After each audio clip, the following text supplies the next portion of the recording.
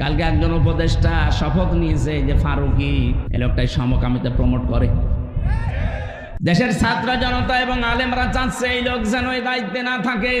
এটা আমাদেরও সবার দাবি, এই লোককে এখান থেকে তাড়াতাড়ি নামিয়ে দেন। ও যতদিন থাকবে আল্লাহর গজব নাজিল হবে। নিজের স্ত্রীকে যারা দেহ ব্যবসায় লাগাতে পারে, নিজের দেহ দেখিয়ে যারা উপায় করে, এই মানুষগুলো জেনা করে করে টাকা পয়সা কামাই করেছে সারা জীবন।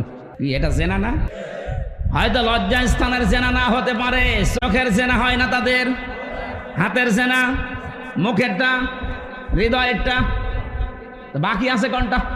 বাকি যেটা আছে ওইটা ওদের বাকি নেই। আমি নিচে নামলাম না। এইরকম মানুষকে আপনি মুসলমানের ৯৬ ভাগ দেশে দায়িত্ব দিয়ে দেবেন, কয়দিন পরেই তো প্রমোট করবে যে আমরা পুরুষে পুরুষে বিয়ে করব।